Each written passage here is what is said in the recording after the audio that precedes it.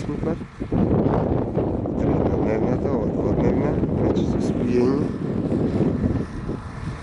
Во планинарскиот дом тука, на 2226 метри надморска висина. Тука е прекрасното езеро. На шеталиште. Битолска работа. Нема никаков пат наоколу. За планинари коза нема пат.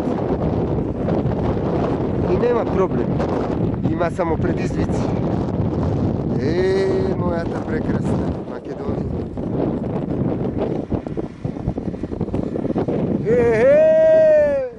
Ова е големото езеро. Некој би рекол голема работа. Не е голема работа, ова е Божја работа.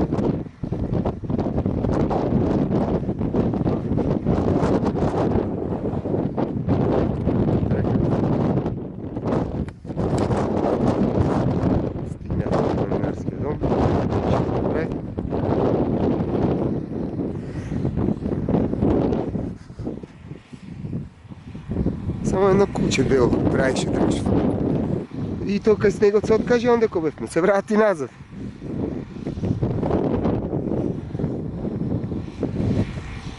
Прекрасно.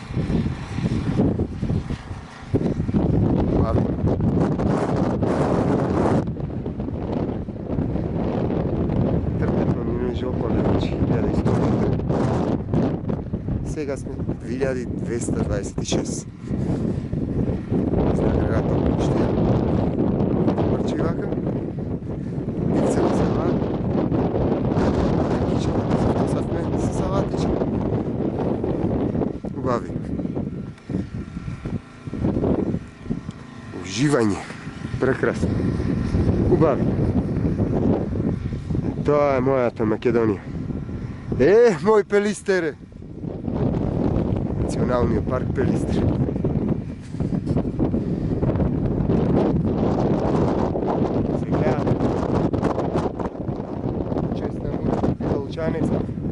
Прв на 10-ти Косар качи Монтеверес на високиот врв, првиот македонец. 1989. Опа! Кај ќе го ставивме? Кај ќе тргнавме, таму се вративме и тука е.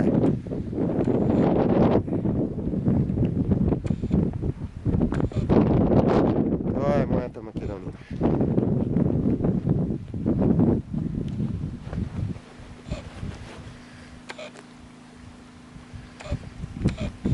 Това е Македонија.